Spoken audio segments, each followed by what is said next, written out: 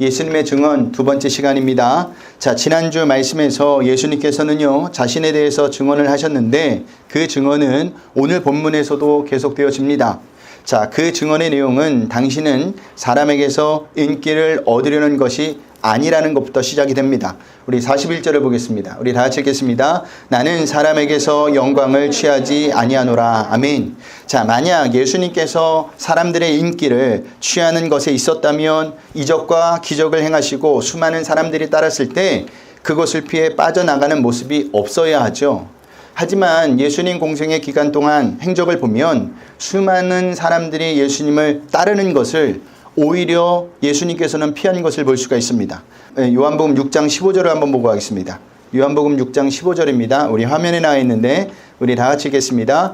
그러므로 예수께서 그들이 와서 자기를 억지로 붙들어 임금으로 삼으려는 줄 아시고 다시 혼자 산으로 떠나가시니라. 아멘. 자, 이 말씀의 배경은 예수님께서 물고기 2마리와 보리떡 5개로 5,000명을 먹이신 후 사람들이 예수님께로 몰려들어 억지로 자신들의 임금으로 삼으려고 했을 때의 일입니다.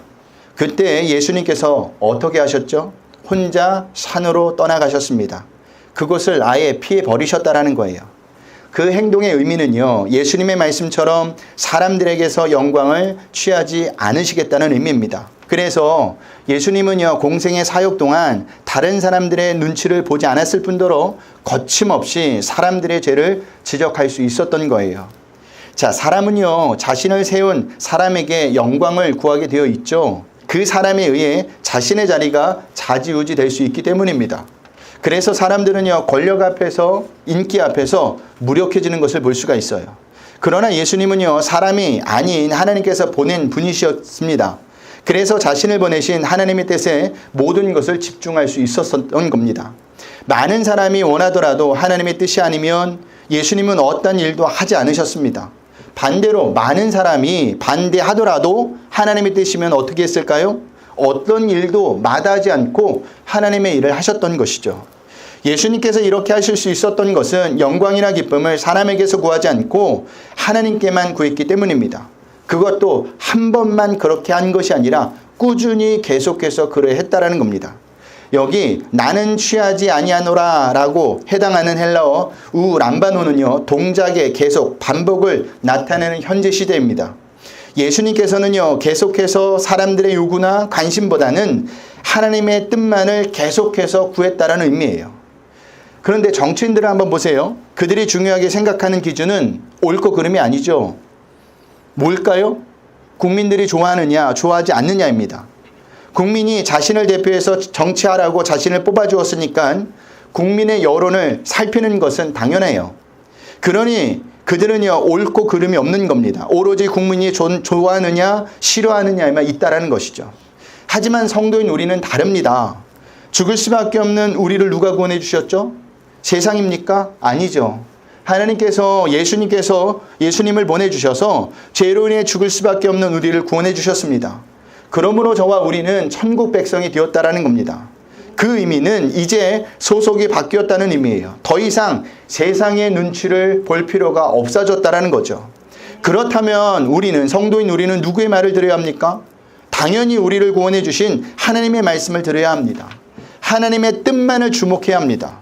그런데 문제는 우리의 삶을 보면 하나님의 말씀을 듣지 않은 데 있습니다. 하나님의 뜻에도 주목하지 않아요. 그 대신 어디에 주목하고 어디를 눈치를 봅니까? 세상의 눈치를 보죠. 세상 사람들의 시선을 신경을 씁니다. 여러분, 이렇게 사는 것은요, 스스로 나의 주인은 하나님이 아니라 세상입니다 라고 고백하는 것과 마찬가지예요. 여러분, 우리가 하나님께 구원받은 백성이라면, 하나님이 나의 주인이라고 고백한 자라면 저와 여러분은 이렇게 살면 안 됩니다.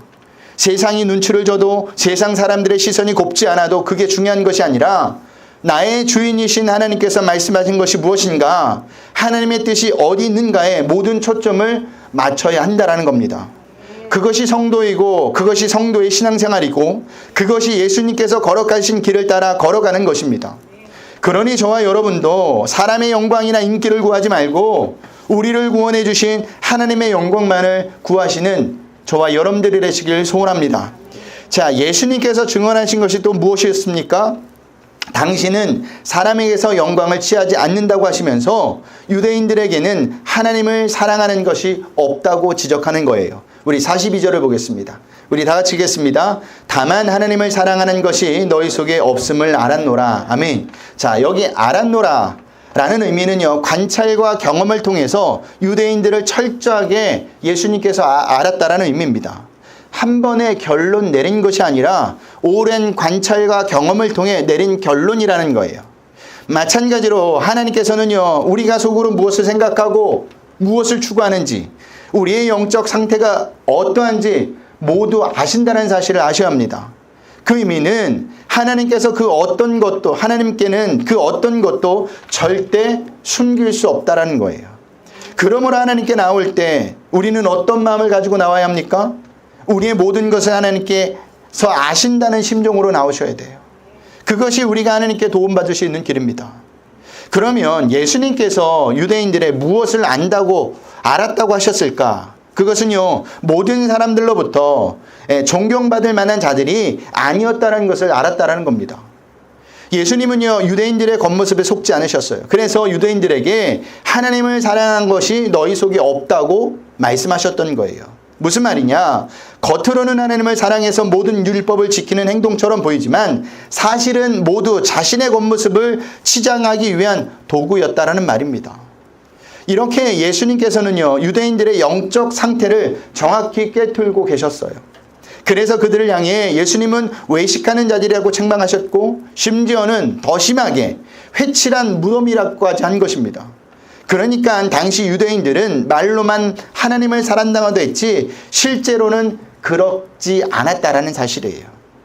자, 예수님께서 증언한 것이 또 무엇이냐? 당신은 아버지의 이름으로 왔는데 너희는 영접하지 않았다는 것입니다. 우리 43절을 보겠습니다.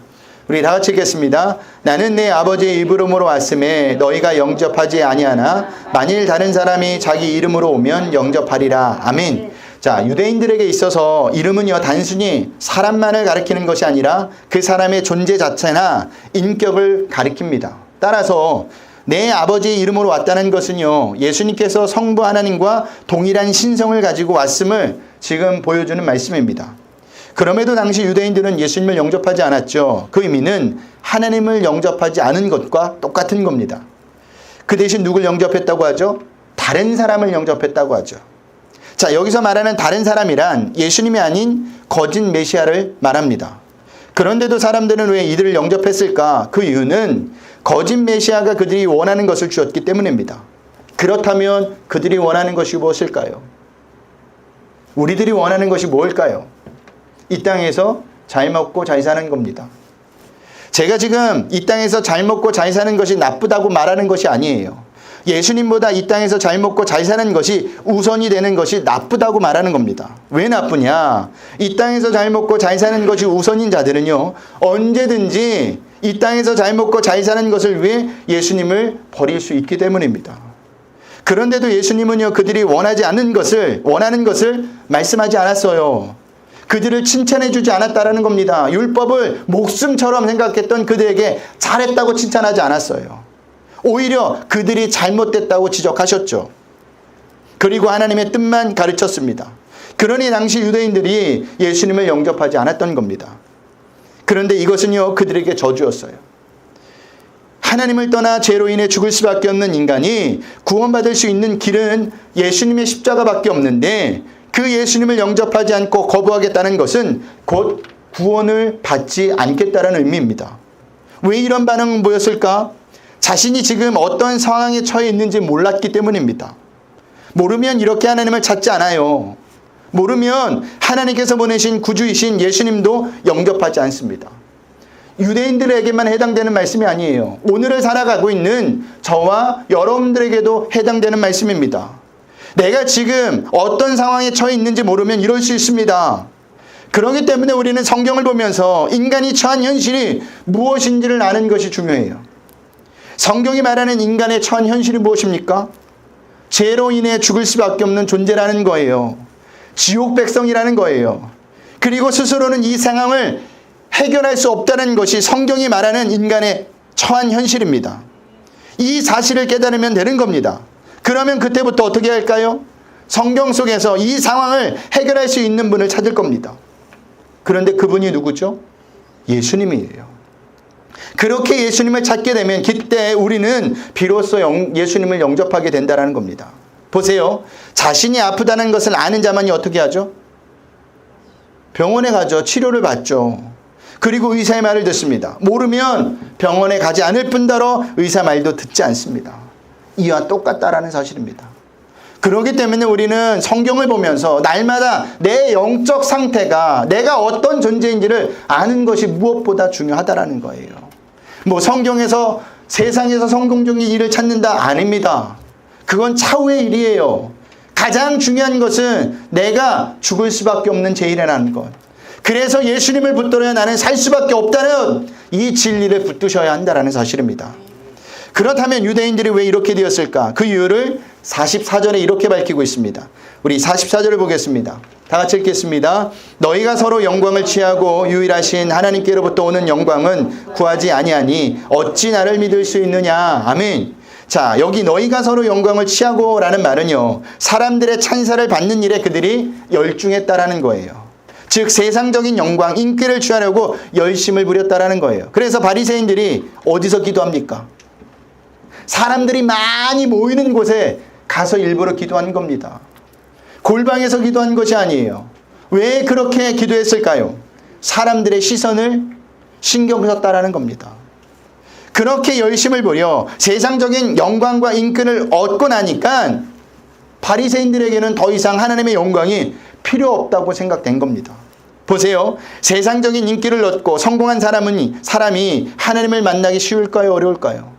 어려워요. 왜냐하면 그는 이미 모든 것을 다 가졌다고 생각하기 때문입니다. 나는 예수 없이도 당신들보다 잘 살 수 있다고 생각하기 때문이에요. 그래서 예수님께서 이런 말씀하셨습니다. 낙타가 바늘기에 들어가는 것이 부자가 하나님 나라에 들어가는 것보다 쉽다고 한 겁니다. 한번 보고 갈까요? 누가복음 18장 25절 말씀입니다. 우리 다 같이 읽겠습니다. 낙타가 바늘기로 들어가는 것이 부자가 하나님의 나라에 들어가는 것보다 쉬우니라 하시니. 아멘. 자, 여기서 말하는 부자란 물질을 많이 가진 자만을 의미하는 것이 아니라 세상적으로 성공한 자를 말하는 겁니다. 이런 생각을 가지고 있으니까 예수님께서 어찌 나를 믿을 수 있느냐라고 한 것이죠. 한마디로 믿을 수 없다라는 거예요. 제가 지금 세상적으로 성공한 것이 나쁘다고 여러분들에게 말하는 것이 아니에요. 저는 누구보다 여러분들이 잘 살았으면 좋겠습니다. 아멘을 안 하시네요. 잘 살았으면 좋겠습니다. 하지만 그 잘 사는 것 때문에 하나님을 놓치지 말라는 거예요. 예수님을 놓치지 말라는 거예요. 그런데 대개 보면 잘 되면 하나님을 떠나요. 저는 여러분이 여기에 해당되지 않았으면 좋겠습니다. 과거 우리나라가 못 살을 땐 하나님을 그렇게 찾았어요. 그런데 이렇게 잘 살게 된 나라가 되었을 때 하나님을 더 부르짖고 찾느냐? 그렇지 않다라는 겁니다. 점점점 하나님으로부터 떠나가고 있어요. 여러분, 온천을 얻고도 세상의 성공을 얻고도 영원한 생명을 잃으면 무슨 소용이 있습니까? 아무 소용이 없는 거예요. 집안에 불이 나보면 무엇이 중요한지 알아요. 왜냐하면 중요한 것을 가지고 나오기 때문이에요. 근데 불이 나면 사람들이 되게 어떻게 합니까? 빠져나오기 급하죠. 왜 빠져나오기 급해요? 내 목숨이 중요하니까. 근데 평소에는 몰라요. 평소에 이걸 아는 자만이 정말로 하나님이 원하시는 삶을 살 수가 있는 겁니다. 그런 의미에서 예수님을 영접하지 않는 상태에서 세상적으로 인기가 있고 성공하는 것은요, 복이 아닙니다. 그만큼 예수님을 영접하기가 쉽지 않기 때문이에요. 아예 영접하지 않는다는 말은 아닙니다. 세상에서 성공하지 못한 자보다 예수님을 영접하기 쉽지 않다라는 겁니다.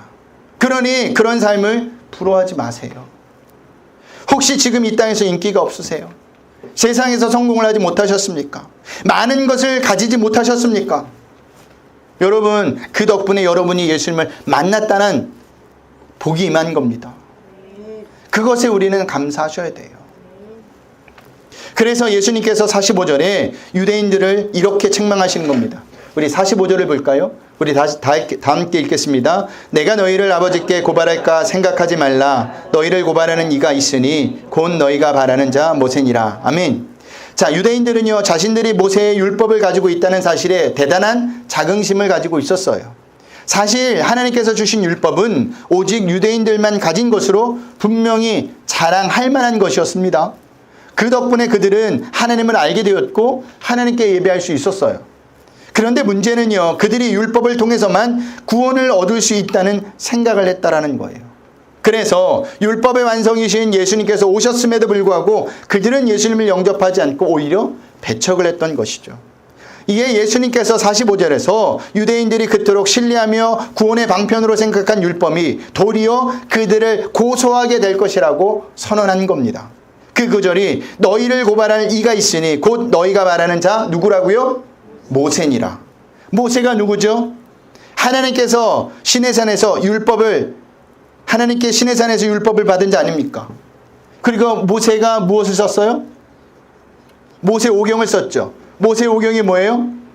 창세기, 출애굽기, 신명기, 민수기, 레위기. 예.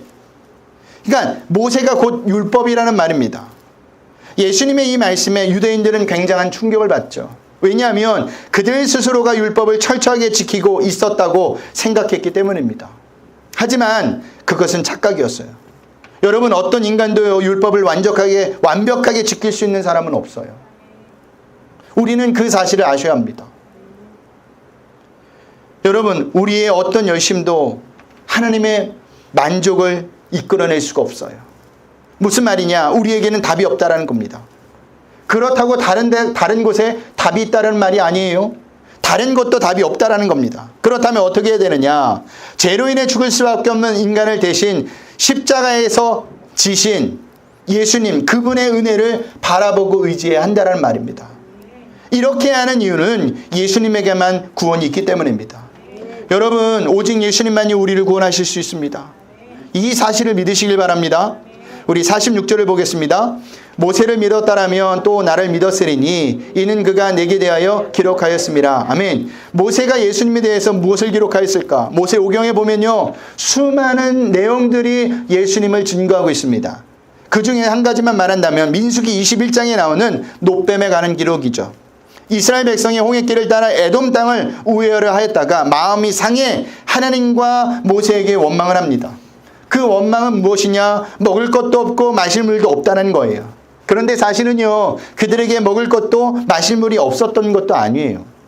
그들에게 먹을 것도 마실 것도 있었는데 백성들은 그것을 하찮은 음식으로 여겨 먹을 것도 마실 물도 없었다고 하는 겁니다. 한번 보고 갈까요? 민수기 21장 5절 말씀입니다.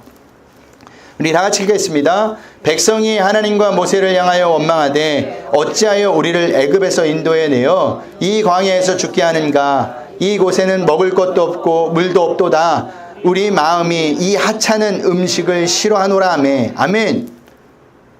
먹을 것도 마실 물도 없었던 게 아니죠. 아주 하찮은 것으로 여겼기 때문입니다. 가지고 있는 것을. 우리가 하나님께 원망하는 것도 이와 같지 않습니까? 분명히 가지고 있는데, 분명히 누리고 있는데 그럼에도 불구하고 더 가지지 못해서, 더 누리지 못해서 우리가 하나님께 원망하는 게 아닙니까? 우리가 광야에서 하나님과 모세에게 원망하는 이스라엘 백성입니다. 이에 하나님께서 불뱀들을 보내셔서 백성들을 물게 하심으로 많은 백성이 죽게 되죠. 그제서의 백성들은요, 자신의 잘못을 깨닫고 모세에게 하나님께 기도하여 불뱀을 떠나가게 해달라고 합니다. 모세는 백성을 위해 기도하죠. 이때 하나님께서 모세에게 어떻게 하라고 하시느냐? 우리 21장 8절 9절을 보겠습니다. 민수기 21장 8절 9절입니다. 다 같이 읽겠습니다. 여호와께서 모세에게 이르시되 불뱀을 만들어 장대 위에 매달아라. 물린 자마다 그것을 보면 살리라. 모세가 놋뱀을 만들어 장대 위에 다니 뱀에게 물린 자가 놋뱀을 쳐다본 즉 모두 살더라. 아멘. 자, 그렇게 모세는요, 놋뱀을 만들어 장대 위에 매달았고 놋뱀을 쳐다본 사람은 모두 다 살게 되었습니다. 하지만 이와 반대로 놋뱀을 쳐다보지 않는 자들은 어떻게 되었을까요? 다 죽었죠. 왜 안 쳐다봤을까? 너무 쉬웠기 때문입니다. 지난번에도 말씀드렸듯이 인간은요, 쉬운 것은 답이 아니라고 생각하죠. 성경은 이런 일들이 이런 것에 대해서 많은 증거를 하고 있습니다. 누가 그랬느냐? 문둥병에 걸렸던 장군 누구예요? 나만 장군이에요. 엘리사가 그 병이 낫기 위해서는 어떻게 하라고 이야기합니까? 요단강에서 7번 몸을 씻으라고 하죠. 너무 쉽죠. 근데 나만 장군이 그것을 받아들이느냐? 받아들이지 않아요. 왜 안 받아들이느냐? 너무 쉽기 때문입니다. 그래서 어떤 길을 택하느냐? 사람들이 스스로 어려운 길을 택하는 거예요. 고행을 하는 겁니다. 열심을 부리는 겁니다. 자기 의를 열심히 쌓는 거예요. 공로를 쌓는 거예요. 그런데요, 그것은 교만이에요. 그것을 쌓으면 쌓을수록 하나님께 더 멀어진다는 사실을 아셔야 합니다. 내가 이렇게 할 수 있는데 라는 생각으로 하나님을 붙잡지 않아요. 인간이 스스로는 어려운 길을 택해도 거기에는 여러분 구원이 없습니다. 이것을 아셔야 돼요. 그리고 이 노뱀에 관련하여 예수님께서도 말씀하신 적이 있죠. 우리가 지난번에 살펴봤는데 요한복음 3장 14절 15절을 보겠습니다. 우리 다 같이 읽겠습니다. 모세가 광야에서 뱀을 든 것 같이 인자도 들려야 하리니 이는 그를 믿는 자마다 영생을 얻게 하려 하심이니라. 아멘. 장대 위에 매달렸던 노뱀이 십자가에 매어 달리신 당신의 예표였다라는 겁니다. 불뱀에 물려 죽어 가던 자들이 노뱀을 쳐다봄으로 살았던 것처럼 하나님의 율법 앞에서 자신이 죄로 인해 죽을 수밖에 없는 자임을 깨닫고 길이요 진리요 생명이신 예수님을 믿고 따르는 자는 누구나 구원을 받을 수 있다는 겁니다. 여러분들에게 다시 한번 말씀드립니다. 오직 예수님만이 우리의 뭐예요? 구원이세요. 다른 길은 없습니다. 말씀을 마치겠습니다. 예수님께서 이렇게까지 당신에 대해서 말씀하시는데도 불구하고 유대인들은 여전히 믿지 못했습니다. 그래서 예수님이 한탄을 하시는 거예요. 47절에. 우리 47절을 보겠습니다. 다 같이 읽겠습니다. 그러나 그의 길도 믿지 아니하거든 어찌 내 말을 믿겠느냐 하시니라. 아멘. 자, 그런데 예수님의 이 한탄은 저와 여러분을 향한 한탄입니다. 성경은 줄곧 죄로 인해 죽을 수밖에 없는 인간이 구원을 받을 수 있는 길은 예수님밖에 없다고 말하고 있죠. 매주마다 우리가 요한복음을 살펴보고 있는데 선포되어지는 말씀이 무엇입니까? 오직 예수님이에요. 그런데도 우리는 여전히 다른 곳에서 길을 찾아요. 예수님이 얼마나 답답하시겠습니까? 여러분, 우리가 구원받을 수 있는 길은 오직 예수님밖에 없어요. 우리의 문제를 해결할 수 있는 분도 오직 예수님밖에 없다는 사실입니다. 죄로 인해 죽을 수밖에 없는 자들을 살려주셨는데 가만히 내버릴까요? 아니에요. 우리가 구원받은 것도 예수님이 필요했지만 삶을 살아가는데도 누가 필요하다고요? 예수님이 필요하다는 겁니다. 마지막 천국 가는 그날까지도 누가 필요하다고요? 예수님이 필요하다는 겁니다. 그러니 우리는 신앙생활하면서 누구만 붙들어야 되느냐? 예수님을 붙드셔야 돼요. 다른 길은 없습니다. 내가 가지고 있는 물질, 내가 가지고 있는 건강, 내가 가지고 있는 지식, 내가 가지고 있는 권위, 하나님이 후 부시면 한순간에 무너질 것들이에요. 하지만 예수님은 아니라니까요. 그러니 한 주간도 우리의 길이요 진리요 생명이신, 그리고 모든 문제의 답이신 예수님만을 붙들고 사시길 바랍니다. 하나님이 우리에게 가장 원하시는 것은 그거예요. 그래서 누굴 보내주셨어요? 예수님을 보내주신 거예요. 다른 것이 필요했다면 다른 것을 주었을 겁니다. 근데 그 어떤 것보다 시급한 일은 우리의 영혼이 구원받는 것이기 때문에 예수님을 보내줬다라는 사실이에요. 이것을 꼭 기억하셔서 한 주간도 예수님만을 붙들고 바라볼 수 있는 저와 여러분들이 되시길 주님의 이름으로 부탁드립니다.